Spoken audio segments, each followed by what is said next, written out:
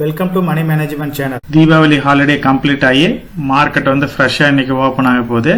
Muharram trade அன்னைக்கு 25 point பாசிட்டிவ்ல தான் market close ஆயிருக்கு. நியர்லி மார்க்கெட் வந்து ஆல் டைம் ஹைக்கு பக்கமாக தான் இப்போ ட்ரேட் ஆயிட்டு இருக்கு. நிப்டி 50 மார்க்கெட்டை பொறுத்த வரைக்கும் இப்போ வந்து கிரீட் மோட்ல தான் இருக்கு. ஸோ இப்போ வந்து மார்க்கெட்ல எல்லாருமே வந்து இன்வெஸ்ட் பண்ண ஆரம்பிச்சிருக்கிறாங்க. மார்க்கெட்ல இருந்த ஒரு சில ப்ராப்ளம்ஸ், அதாவது குளோபல் ஃபேக்டர்ஸும் சரி, இப்போ வரப்போற ரிசல்ட்ஸ் எல்லாம் கொஞ்சம் பாசிட்டிவா இருக்குன்ற வகையில எல்லாருமே வந்து இப்போ ரெகுலரா இன்வெஸ்ட் பண்ண போறாங்க. கூடிய சீக்கிரம் இந்தியாவுக்கும் யூஎஸ்க்கும் ட்ரேட் டீல் நடக்கும்ன்ற வகையிலையும் வந்து பாத்தீங்க அப்படின்னா FII இன்வெஸ்ட்மெண்ட் வந்து லாஸ்ட் 1 வீக்கா வந்து கொஞ்சம் பாசிட்டிவா இருக்கு. கண்டினியூஸா செல்லிங் மோட்ல இருந்த FII வந்து இப்ப கொஞ்சம் பாசிட்டிவா வந்து பையிங் மோடுக்கு மாறி இருக்காங்க. அதுதான் வந்து நம்ம மார்க்கெட் வந்து நியர்லி ஆல் டைம் ஹைக்கு பக்கமா வர்றதுக்கு உண்டான காரணங்களா இருக்குது. இந்த 1 இயரை பொறுத்த வரைக்கும் பெரிய மூவ்மெண்டே கிடையாது. நிப்டி PE ரேஷியோ வந்து 20ல இருந்து 22 இந்த லெவல்ல தான் வந்து இந்த 10 மந்த்ஸா வந்து ட்ரேட் ஆயிட்டு இருக்கு. பெரிய சேஞ்சஸ் எதுவுமே நடக்கல. ஸோ ஆவரேஜ் PEன்னு பாத்தீங்க அப்படின்னா நிப்டியோடது 22 இருக்கு.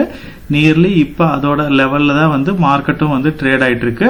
FIIயோட இன்வெஸ்ட்மெண்ட் மார்க்கெட்ல கண்டினியூஸா வருது அப்படின்னா கண்டிப்பா வந்து நம்மளோட ஆல் டைம் ஹையை பிரேக் பண்ணி மேல போறதுக்கு நிறைய வாய்ப்பு இருக்கு.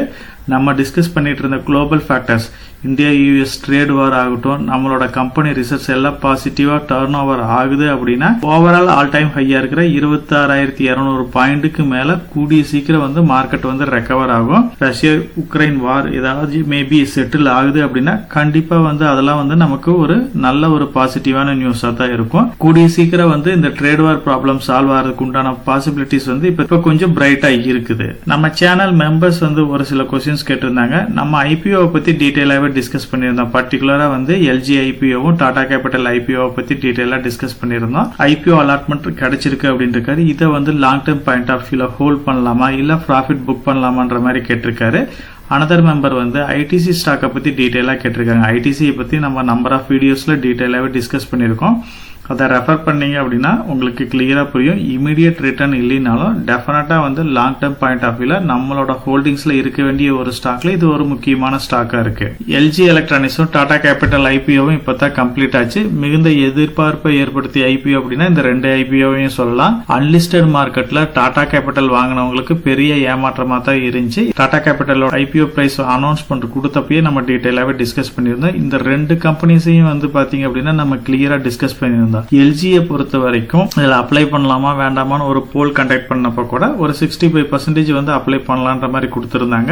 ஒரு 35% வந்து அவாய்ட் பண்ணலான்ற மாதிரி கொடுத்திருந்தாங்க. எல்லாரோட எதிர்பார்ப்புக்கு ஆப்போசிட்டா பாத்தீங்க அப்படின்னா LG எலக்ட்ரானிக்ஸ் வந்து ஒரு 50% பிரீமியம்ல வந்து லிஸ்ட் ஆச்சு. இது யாருமே வந்து எக்ஸ்பெக்ட் பண்ணல. ஏன்னா டாடா கேபிட்டல் தான் வந்து பாத்தீங்க அப்படின்னா நல்ல ஒரு பிரீமியம் கொடுக்கும்னு எல்லாருமே எதிர்பார்த்தோம்.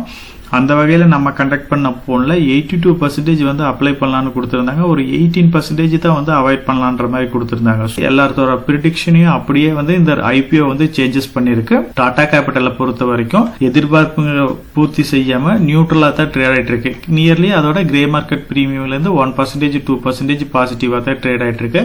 ஆனா LG எலக்ட்ரானிக்ஸை பொறுத்த வரைக்கும் ஒரு 10% வரைக்கும் ப்ராஃபிட் கிடைக்கும்னு நினைச்சது இப்ப 50%க்கு மேல நல்ல ப்ராஃபிட்ல வந்து இது லிஸ்ட் ஆகி இப்ப ட்ரேட் ஆயிட்டு இருக்கு. சோ இந்த கம்பெனி 2 பொறுத்த வரைக்கும் பாத்தீங்க அப்படின்னா LG எலக்ட்ரானிக்ஸ் IPO வந்து இதோட IPO பிரைஸ் வந்து 1140 இருந்துச்சு. இப்ப ட்ரேட் ஆயிட்டு இருக்குது 1700 ரூபாய்க்கு பக்கமா இப்ப ட்ரேட் ஆயிட்டு இருக்கு. டாடா கேபிட்டலோட இஷ்யூ பிரைஸ் வந்து 326 இருக்கு. இப்ப நியர்லி 330 ரூபாய் அந்த லெவல்ல தான் ட்ரேட் ஆயிட்டு இருக்கு. So long term point of வியூல நீங்க வந்து ஒரு 5 to 10 இயர்ஸ் இந்த மாதிரி நீங்க ஹோல்ட் பண்ற ஐடியா இருந்துச்சு அப்படின்னா கண்டிப்பா வந்து இந்த 2 ஸ்டாக்கையும் வந்து நீங்க ஹோல்ட் பண்ணலாம். இப்ப வந்து நியூவா பை பண்ணணும் அப்படின்னா கண்டிப்பா கொஞ்சம் வெயிட் பண்ணுங்க. மேபி இந்த ஸ்டாக்ஸ் வந்து கரெக்ஷன் ஆகிறதுக்கு வாய்ப்பு இருக்கு. LG எலக்ட்ரானிக்ஸ் IPO பொறுத்த வரைக்கும் இதோட பேரண்ட் கம்பெனியை கம்பேர் பண்றப்ப இது கொஞ்சம் காஸ்ட்லியா தான் இருக்கு. டாடா கேபிட்டல் வந்து இன்னுமே மேபி ரிசல்ட்ஸ் வருது அப்படின்னா இன்னும் கரெக்டா இருக்க கூட நிறைய பாசிபிலிட்டிஸ் இருக்கு. நான் பேங்கிங் பினான்ஸ் செக்டரை பொறுத்த வரைக்கும் இமீடியட் ரிட்டர்ன் கொடுத்துறாது. அதோட ரிசல்ட்ஸ் பர்ஃபார்மன்ஸை பொறுத்து தான் வந்து எந்த குரூப் கம்பெனியா இருந்தாலும் மேல போறதுக்கு வாய்ப்பு இருக்கு. ஸோ நீ வரப்போற ரிசல்ட்ஸை பேஸ் பண்ணி இந்த 2 கம்பெனியுமே மூவ் ஆகும். என்னோட ஹோல்டிங்ஸை பொறுத்த வரைக்கும் எனக்கு டாடா கேபிட்டல் IPO அலாட்மெண்ட் கிடைச்சிச்சு. ஸோ அதை வந்து நம்ம லாங் டர்ம் பாயிண்ட் ஆஃப் வியூல வந்து ஹோல்ட் பண்ணலான்ற ஐடியால தான் இருக்கேன். எல்ஜி எலக்ட்ரானிக்ஸை பொறுத்த வரைக்கும் எனக்கு அலாட்மெண்ட்ல கிடைக்கல. இப்ப இருக்கிற வேல்யூஷன்ல கண்டிப்பா நான் வாங்க மாட்டேன். ஸோ பி ரேஷியோ பிரகாரம் கம்பேர் பண்ணி பாத்தீங்கன்னாவே உங்களுக்கு கிளியரா புரியும். டாடா கேபிட்டலை பொறுத்த வரைக்கும் இதோட இண்டஸ்ட்ரி பிஇ நான் பேங்கிங் வந்து 23 இருக்கு. ஸோ இந்த கம்பெனியை பொறுத்த வரைக்கும் 38ன்ற லெவல்ல இவ்வளவு வேல்யூஷன்ல பிரீமியம்ல தான் ட்ரேட் ஆயிட்டு இருக்கு.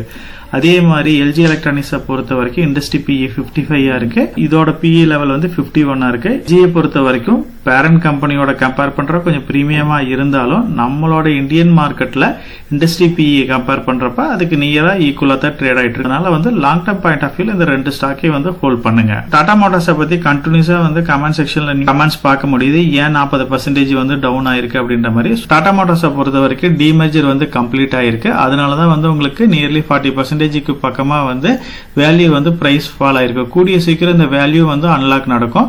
கமர்ஷியல் வெஹிக்கிள்ஸ் தனியாகவும் பேசஞ்சர் வெஹிக்கிள்ஸ் தனியாகவும் அதோட இண்டிவிஜுவல் பிரைஸ்ல வந்து கூடிய சீக்கிரம் ட்ரேட் ஆகும். இப்போ வந்து ஹோல்டிங்ஸ்ல நீங்க வந்து ஒரு 100 ஸ்டாக்ஸ் வச்சிருக்கீங்க அப்படின்னா ஈக்குவலா வந்து 100 ஸ்டாக்ஸ் வந்து உங்களுக்கு கிடைக்கும். இதை பத்தி நம்ம கம்ப்ளீட்டாவே டிஸ்கஸ் பண்ணிருக்கோம்.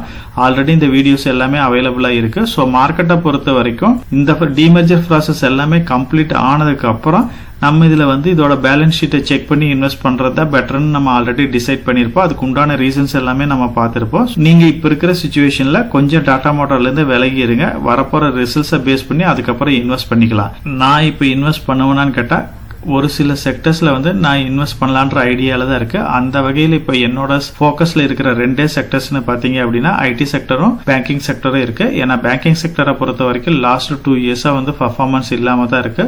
பர்டிகுலரா வந்து ஐசிஐசிஐ ஹெச்டிஎஃப்சி இந்த ரெண்டு ஸ்டாக்கை வந்து ரெகுலரா நான் போக்கஸ் பண்ணலான்ட்டு தான் இருக்கேன். அதே மாதிரி ஏஐயோட பூம் வரப்போகுது அப்படின்ற லெவல்ல தான் வந்து இந்த ஐடி செக்டர் ஸ்டாக்ஸ் எல்லாமே கரெக்ஷன் ஆச்சு. டெஃபினட்டா வந்து ஐடி செக்டர்ஸ் இப்போ வந்து நல்ல ஒரு பிரைஸ்ல தான் கரெக்டாகி ட்ரேட் ஆயிட்டு இருக்கு. பர்டிகுலரா இன்ஃபோசிஸ், டிசிஎஸ் இதெல்லாம் வந்து நல்ல ஒரு பிரைஸ்ல கிடைச்சிட்டு இருக்கு.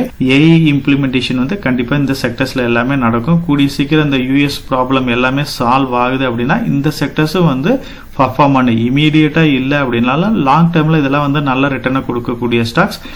என்னோட வாட்ச் லிஸ்ட்ல இந்த ரெண்டு செக்டர்ஸ் இருந்தாலுமே பர்டிகுலரா இன்ஃபோசிஸ், டிசிஎஸ் ஐடி செக்டர்லயும் ஐசிஐசி பேங்க், ஹெச்டிஎஃப்சி பேங்க் இது வந்து பேங்கிங் செக்டர்லயும் என்னோட போக்கஸ்ல இருக்குது. நான் இதுல ரெகுலரா இன்வெஸ்ட் பண்ணிக்கிட்டே தான் இருக்கேன். சோ இந்த ரெண்டு செக்டரை பத்தி உங்களோட ஒப்பீனியன் என்ன? நீங்க என்ன செக்டர் போக்கஸ் பண்றீங்க, எந்த ஸ்டாக்ல இன்வெஸ்ட் பண்றீங்க அப்படின்னு கமெண்ட் செக்ஷன்ல போஸ்ட் பண்ணுங்க. நம்ம சேனல் மெம்பர் கம்யூனிட்டியில போர்ட்போலியோ அப்டேட், அதாவது என்னோட போர்ட்போலியோல என்ன ஸ்டாக் பை பண்றேன், என்ன ஸ்டாக் செல் பண்றேன், என்னென்ன சேஞ்சஸ் பண்ணிட்டு இருக்கேன், இதை பத்தி இன்ஃபர்மேஷன்ஸ் வந்து ஷேர் பண்ணிட்டு இருக்கேன். டெய்லி மார்க்கெட் அப்டேட் வந்து முடிஞ்ச வரைக்கும் போஸ்ட் பண்ணிட்டு இருக்கேன். கார்பரேட்ல என்னென்ன ஈவென்ட் இருக்கு, நம்மளோட இந்திய எக்கனாமியை பத்தி ஒரு சில யூஸ்ஃபுல்லான இன்ஃபர்மேஷன்ஸ் எல்லாமே ஷேர் பண்ணிட்டு இருக்கோம். மெம்பர் கம்யூனிட்டியில ஜாயின் பண்ணி இதை ரெகுலரா ஃபாலோ பண்ணீங்க அப்படின்னா உங்களுக்கு நாலேஜ் இம்ப்ரூவ் ஆகிறது மட்டும் இல்லாம உங்களோட போர்ட்போலியோவை ஹெல்த்தியா பில்ட் பண்றதுக்கு எல்லா வகையிலையும் சப்போர்ட்டிவா இருக்கும். நான் ஒரு செபி ரிஜிஸ்டர்ட் அட்வைசர் கிடையாதுங்க. நம்ம சேனல்ல போடுற வீடியோக்கள் எல்லாமே வந்து பாத்தீங்கன்னா எஜுகேஷனல் ஆர் இன்ஃபர்மேஷன் பர்பஸ்க்கோசரம் போஸ்ட் பண்ற வீடியோக்கள் தாங்க. இன்வெஸ்ட்மெண்ட்னா கண்டிப்பா ரிஸ்க் இருக்கும். அதனால நீங்க உங்க பினான்சியல் அட்வைசர் டிஸ்கஸ் பண்ணியோ இல்ல நீங்களா ஓன் டிசிஷன் எடுத்தோ இன்வெஸ்ட் பண்ணுங்க.